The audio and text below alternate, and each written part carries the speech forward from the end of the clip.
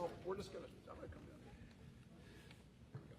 down. Honored guests, ladies and gentlemen, as we gather today under the banner of hope, collaboration, commitment, it is with great pride that we celebrate the 2-year anniversary of Operation Bold Blue Line and Ceasefire, Virginia.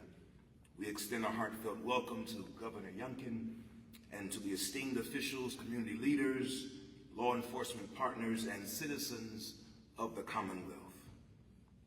Would you join me in a pause for a moment of invocation?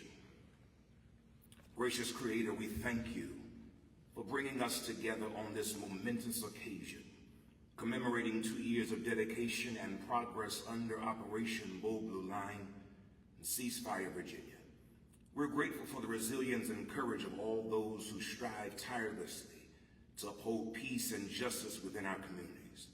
We ask you for your wisdom and guidance upon our leaders, particularly Governor Youngkin, and they that work so closely with him to further the safety and well-being of our citizens. Bless the 13 ceasefire localities and empower their communities to thrive, unite in the shared pursuit of harmony and prosperity. May our efforts today lay the groundwork for a future where every citizen feels secure and valued, and where collaboration becomes the foundation of our success. As we celebrate these achievements, let us remain steadfast in our mission to create a safer and more inclusive Virginia for all. It is in your name that we pray. Amen. As we move forward with today's program, it is my honor to introduce a leader who has been a steadfast advocate for our city and its people. Mayor Sherman Lee, with his deep commitment to public service and his passion for fostering community, has been instrumental in championing initiatives and promoting growth, safety, and unity within Roanoke that makes it an eight-time All-American city. And as with distinguished career spanning multiple terms, Mayor Lee's vision and leadership continue to thrive and drive transformative change, enhancing the quality of life for all of our residents. Would you please join me in welcoming Roanoke's own, a dedicated public servant and true gentleman, Mayor Sherman P. Lee.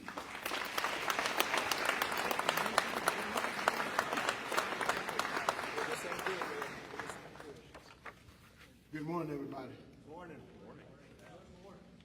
It's an honor for me to be here this morning and to welcome our Governor, Youngkin, and our Attorney General, Jason Midas, our Attorney General, and all of the really public safety leaders from across the Commonwealth. Welcome to Roanoke, Virginia, 8-time All-American city.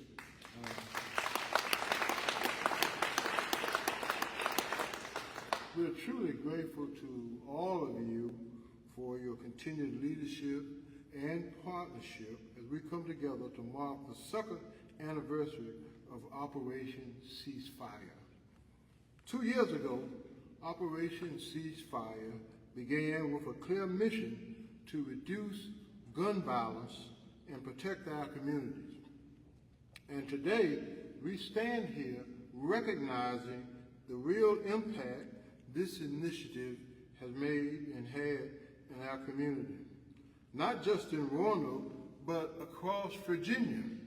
And this collaboration has been a powerful reminder that when law enforcement, government, and communities unite with a shared vision, we can create lasting change. In Roanoke, we have seen encouraging progress thanks to the dedication of our law enforcement office officials here, local organizations, and the tireless effort of community leaders. And that's been so important to us in working and coming together.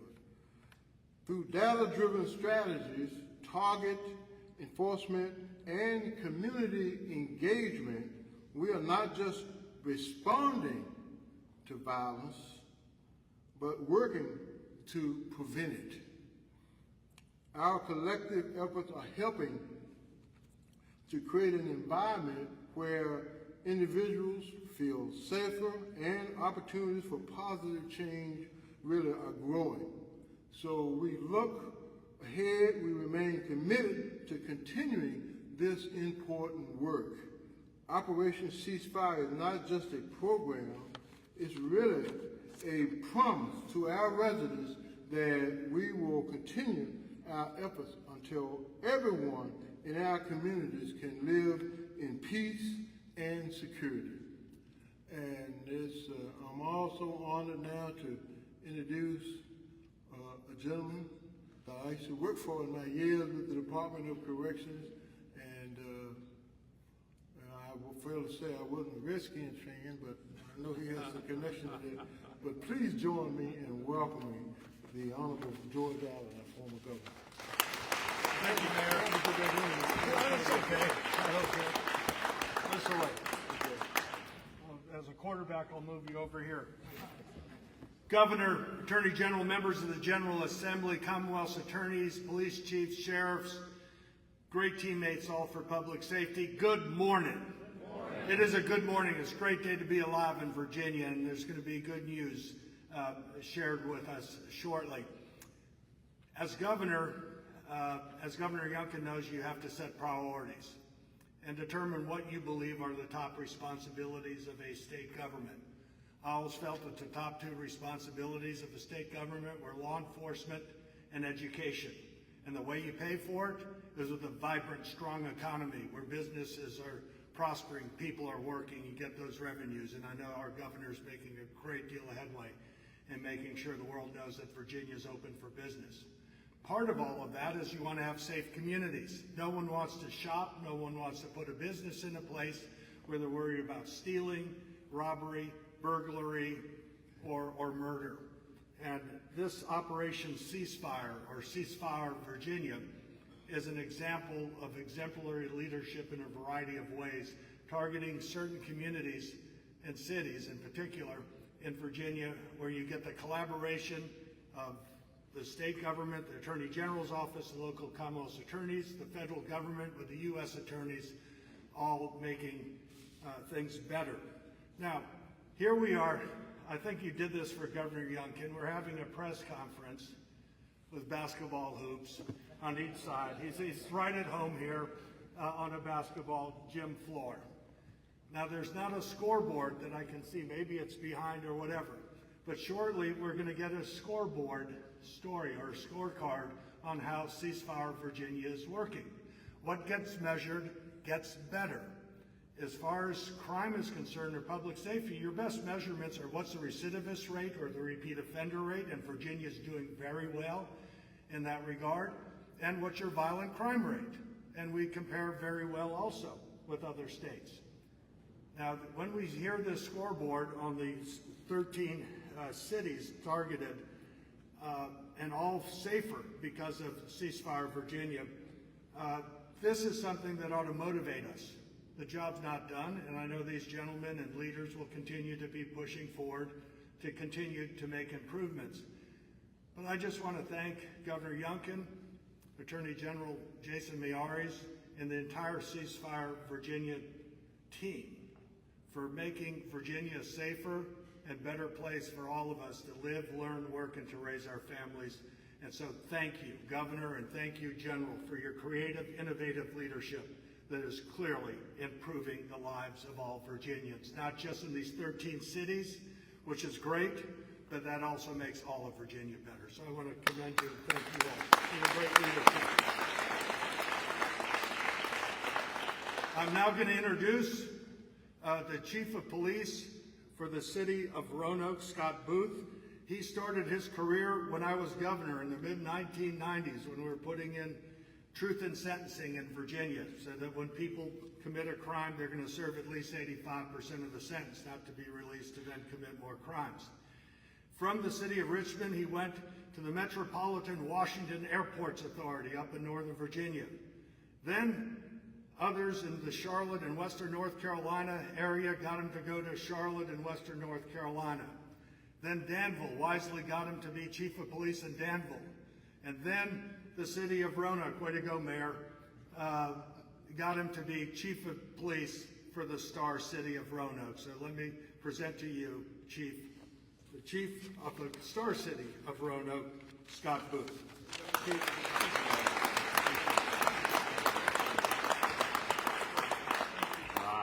Good morning, everyone. Good morning. I did not know that Governor Allen would be doing my intro. Thank you, sir. That was great. Certainly do not deserve that. So good morning. It's my honor to stand before you today as we celebrate 2 years of progress with Operation Ceasefire and Operation Bold Blue Line. I've had the privilege of serving as Chief of Police in 2 great communities. First in Danville, and now here in Roanoke, the Star City, 8-time All-America City winner. Danville's won it 3 times, Chris. I don't want to slight you here. I've seen firsthand the challenges our cities face and the powerful impact we can have when we come together with a common goal to make our neighborhoods safer. When I arrived in Roanoke, I brought with me lessons learned in Danville. I knew that strong partnerships between local agencies, state authorities, and community leaders are the key to reducing crime. And here in Roanoke, I've seen those partnerships flourish under these 2 initiatives. Operation Ceasefire has focused on getting illegal guns off our streets and holding those who would do harm accountable. Meanwhile, Operation Bold Blue Line has bolstered our efforts to strengthen relationships with the communities we serve, ensuring our officers are not just enforcers of the law, but partners in building safer neighborhoods. Because of partnerships like this, the Roanoke community has experienced a 65% reduction in gun-related homicides and a 53% reduction in non-fatal shootings in 2024. Come on now. I like it. Thank you, Governor. Thank you, Governor. And thank you all. But always remember this. These numbers aren't just statistics.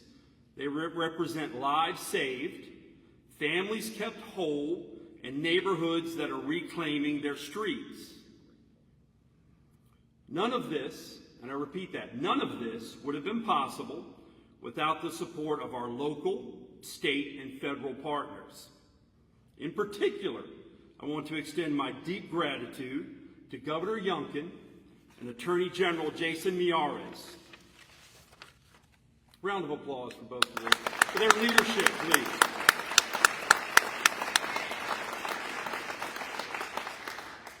Your leadership and commitment to public safety have been instrumental in providing the resources and vision we needed to make these initiatives a reality.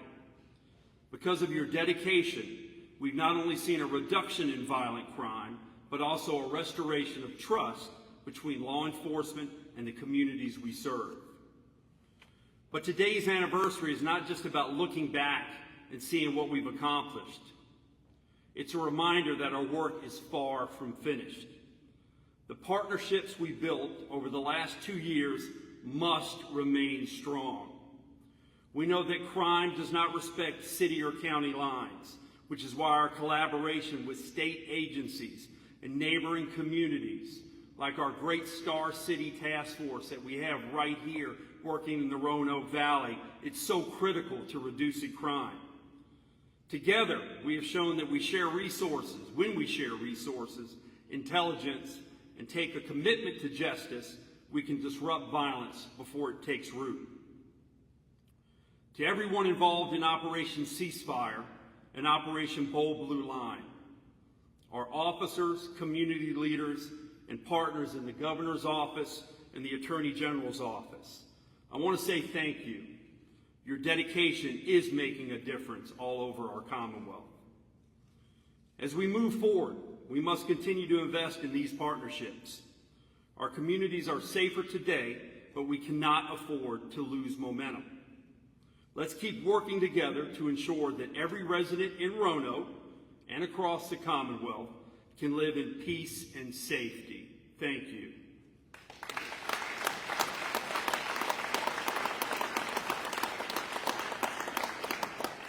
And without further ado, it is now my pleasure to introduce the 47th Attorney General of the Commonwealth of Virginia, Jason Miyares. General.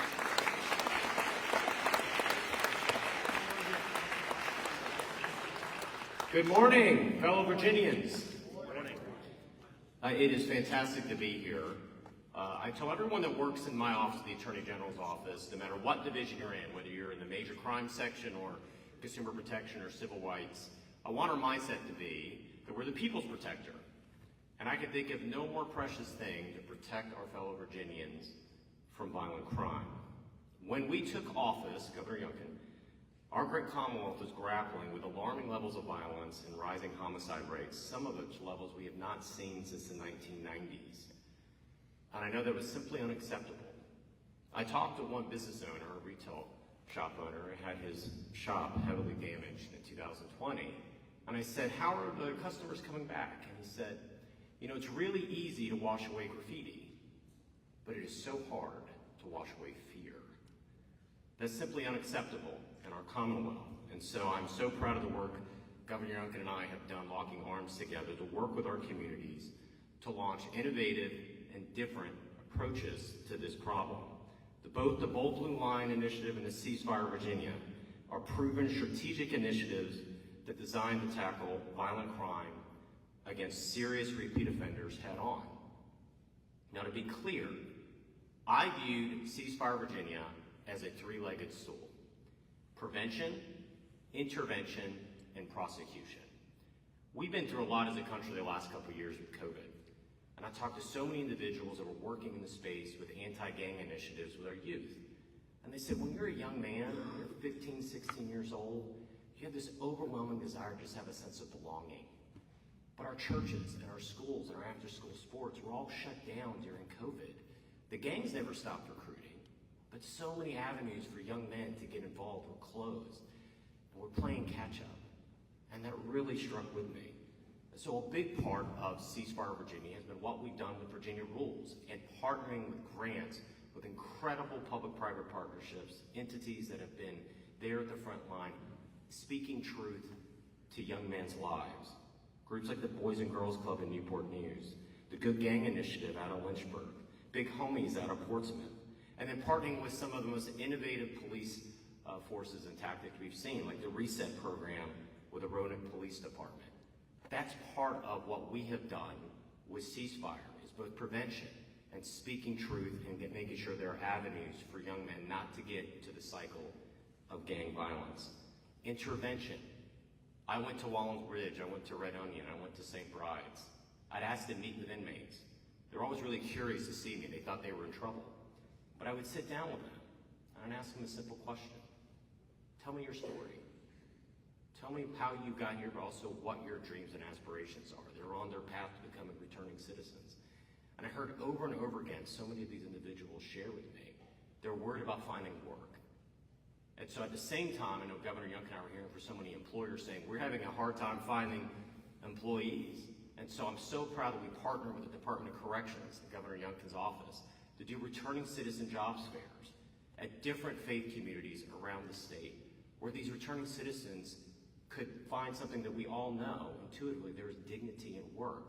And if they're working and they're providing, it's one of the best tools for us to make sure we don't have recidivism. And then finally, prosecution. It's a huge component of Operation Ceasefire. We know that violent crime is heavily concentrated in a small group of actual felons. In general, only 5% of criminal offenders, not 5% of the general population, only 5% of criminal offenders in any given city commit over 50% of that city's violent crime. It's a small subset of repeat violent offenders. One study found that just 1% of offenders were responsible for over 60% of the violent crime. You cannot tackle the violent crime issue if you're not going over there the repeat violent offenders that, yes, are using guns in commission of a crime. And so, prevention, intervention, and then prosecution. Big part of what we had was Ceasefire and then Bold Blue Line coming alongside with massive resources and help with our police departments. We promised 2 years ago we were going to, and we launched this, that we were going to measure it and we were going to report back to you with results.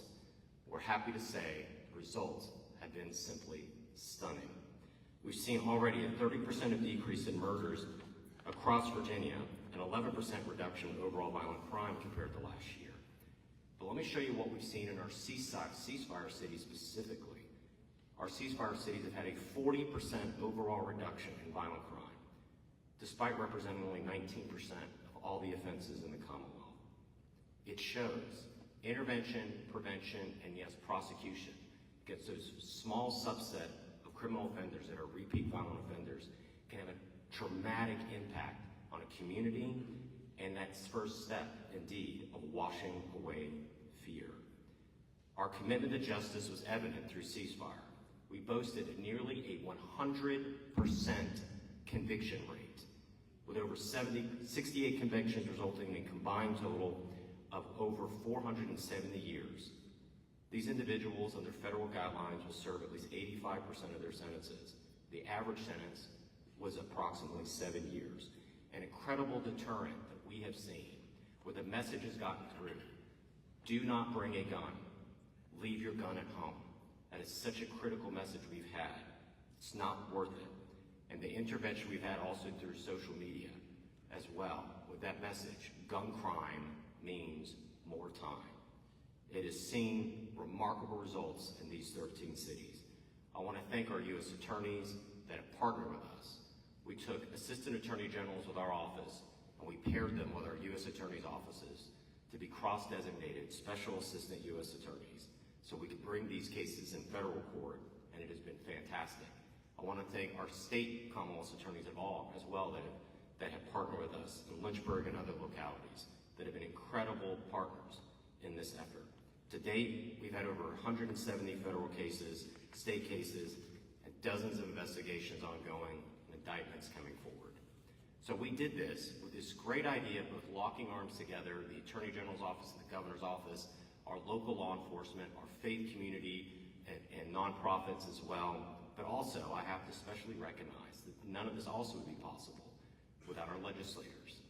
They're the ones that control the funding in my office. And I want to thank those that have come here that have been part of this remarkable day today. Senator Bill Stanley, Senator David Suderline, Senator Mark Peake, Delegate Chris Obenchain, Delegate Linda Walker, Delegate Ellen Campbell, Delegate Will Davis, of course, Delegate Terry Austin. Thank you all for what you've done for helping us in this endeavor. And yes, I think the results speak for themselves. Crime is going down in Virginia, but in our ceasefire cities, it's going down even quicker and faster and more rapidly. So you're probably going to see me in January coming to each one of you all saying, we want to expand ceasefire even further. And Wendell Walker just said, yes, that sometimes happens, Wendell. But you all have been great partners. I want to personally thank you for being part of this incredible endeavor. Lives have changed, and there are people alive today. I'm firmly convinced of this. People are alive today because their would-be murderer actually got prosecuted, investigated, prosecuted, and put behind bars, and now they're able to breathe the air in this remarkable country we call home. So thank you for being part of that. And now I get to introduce someone who's been an incredible partner from day one, who from the second that we first started talking about the unacceptable levels of violence, one of the things Governor Youngkin often says is private is, when you're in this position, it's so important to be willing to do the hard right rather than an easy wrong. And so this was a measure twice, cut once moment. We wanted to come up with something innovative, something different, something that was holistic. That's what he brought in the business world. That's what he's brought as governor. He has from day one been an incredible partner with law enforcement, an incredible partner with the Attorney General's office. And so please, without further ado, welcome the architect in some ways, the champion of Operation Bold Blue Line, and my partner with Ceasefire, the 74th Governor of the Commonwealth of Virginia, Governor Glenn Youngkin.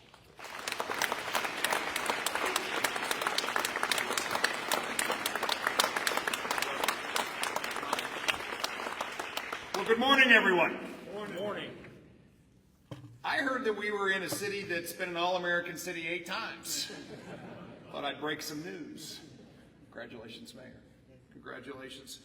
What a moment for us to come together and do exactly as the Attorney General said, which is to report back. And 2 years ago, to the day, we stood on a stage filled with law enforcement heroes and legislators, and we talked about the fact that Virginia had to do something different. We were coming out of a period in 2021 where Virginia had reached a 20-year high in murder rate. We were coming out of a period in Virginia where law enforcement didn't feel supported, even felt demeaned. We were coming out of a time in 2021 when witnesses and victims didn't feel protected. And we all agreed it was time to do something substantially different. And I want to thank everyone for coming together, because that's exactly what we did. We came together as a commonwealth, not as a government, but as a commonwealth. And we said we were going to bring down violent crime, and we were going to do everything in order to do it. Not a single program, not a single bill, not a single person, but everyone locked arms. And that is what it takes in order to move mountains. And that is what is happening today. Mountains are being moved. General Miyares, I want to thank you. I want to thank you for your vision and your willingness, yes, to do the hard right. I want to thank all of our law enforcement heroes, the chiefs, our sheriffs, for doing the hard right. I want to thank Superintendent Settle for bringing state police along everywhere along the way. Thank you, sir. I want to thank our Commonwealth's attorneys. I want to thank our legislators. I want to thank our faith community members. I want to thank everyone, because that is what it has taken. You see, the data is where it has to start. What are we measuring and what are we seeing? And at the end of the day, there were 13 cities which represented a small part of our overall population and yet represented a huge part of the most violent crimes. 20% of the population, 55% of the murders. It's just that simple. It was time to go to work. And so this collaborative effort of Operation Ceasefire out of the Attorney General's office and Operation Bold Blue Line out of our Secretary of Public Safety and Homeland Security's office, Terry Cole, we went to work. And I have to say, the work reinforces all of the efforts. First, we said we were going to have to enhance the already strong collaboration between local law enforcement, state law enforcement, and federal resources, because we have to bring an all-of-the-above approach to these most dire circumstances. We second said that we are going to focus on interdicting the illegal drug and gang activity in these cities, because we know that is the heart of the violent crime. Third thing we said is we are going to support law enforcement. Full stop, no questions asked. And that comes in three ways. We're going to recruit, we're going to train, and we're going to grow. And I have to say that the vibrant cultural shift that has happened, where law enforcement today, I see standing taller. I see men and women who come to me and say, I moved here from New York. I moved here from North Carolina. I moved here to be part of Virginia's law enforcement community. That is a testament to all of your leadership. We knew we had to pay them more, and we are. The starting salary for a trooper in the Commonwealth of Virginia has gone up by 20% in the last 3 years. And my friends, we still have more work to do. And again, to our General Assembly friends, here comes the Attorney General and here comes the Governor, because we've still got more work to do. And finally, we have to have their back, because they have ours. And that's equipment, and that's training, and that is support for their complete health, not just their physical health, but also their mental health. We will support law enforcement. We have to support tougher penalties for violent crime. And the Attorney General just went through the realities of that. But we not only have to arrest, but we have to prosecute. And then we have to hold people accountable for violent crime. We have to improve and increase the support for victims and witnesses. And finally, we stood here 2 years ago and said we must reinforce community engagement. And if we do all of that and more, we will bring down violent crime in Virginia. Many of you who've worked with me for a long time know that I believe in an all-of-the-above approach to just about everything, because it takes all of the above. And we collectively went to work across each one of those areas. And I have to say, it works. Because we know one truth. One truth is that when we have a supported law enforcement community and we have more of them on the streets and they go to where the violent crime is, violent crime goes down. And I have to say, my first experience of this has been with Chief Christian in Petersburg. And sir, I want to thank you for being our first partner. I want to thank you for taking a bold step and just simply demonstrating the fact that when there is more law enforcement presence of great professionals who feel supported by a great chief of police, violent crime goes down. So my friends, Jason took you through some of the statistics. They are truly stunning. That we've seen in Virginia, yes, an overall reduction of 30% of the murder rate across the Commonwealth of Virginia, and an even greater reduction in our Bold Blue Line Operation Ceasefire cities. We, in fact, have seen across these 13 jurisdictions violent crime go down by such a significant amount that to our General Assembly friends, get ready because we're rolling across the entire state when we get together in January. We've seen overall crime across the Commonwealth go down by 11%. And of course, that is supported and driven by all of the efforts. And I'm not going to begin to tell you that one was most important. They all are. We had $28 million of incremental $599 money in this last budget to bring our total to $459 million. We have sheriff and troopers pay this budget cycle at $545 million. The current budget has appropriated $252 million in criminal justice grant funding to localities and nonprofits, with $66 million in gang violence intervention programs, including, of course, Operation Ceasefire. And I want to just reinforce the fact that it is also the work that's happening under Right Help right now, our complete transformation of our behavioral health system, that adds to our success. That when people can find the help they need when they need it, they will stay out of the criminal justice system. We have so much more work to do on that front. Capacity is being built.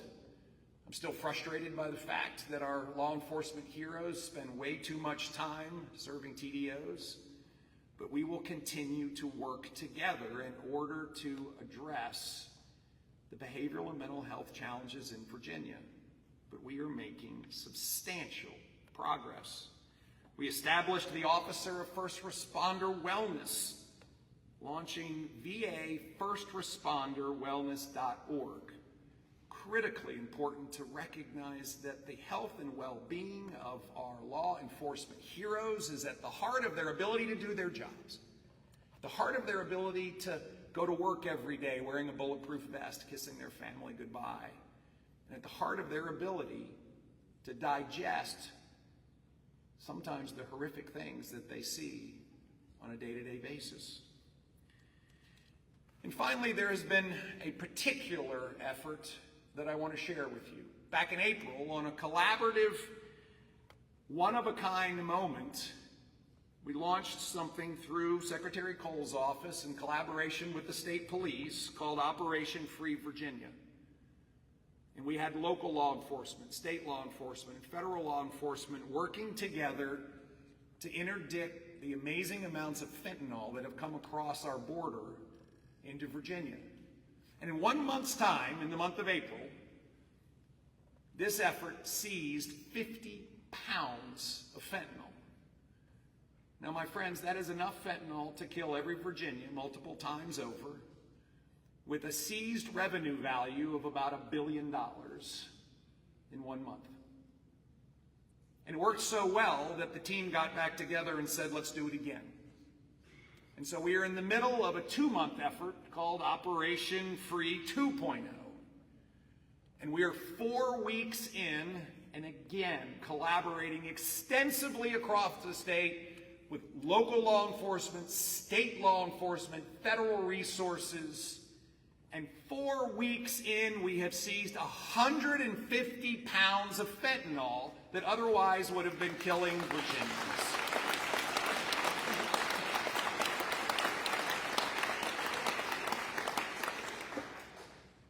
We have another month to go.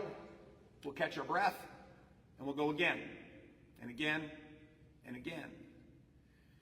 I share this with you because of the basic truth. The basic truth is that when we collaborate and focus on the end game, which is to reduce violent crime in the Commonwealth of Virginia, we can do it. We can make Virginia even safer. We can make Virginia the very best place in the nation to live and to work and to raise a family. We can make Virginia the best place for parents to say, these are my children, and I want them here because it's safe for them. We can make Virginia the very best place for an entrepreneur to start a business. We can make Virginia the very best place for a senior citizen to retire and feel comfortable going on a walk at night. This is the Virginia that we collectively not only are building together, but have a responsibility to keep safe together. And so with that, I will repeat something that I have said over and over again. In Virginia, we back the blue. Full stop, no questions asked. We back the blue.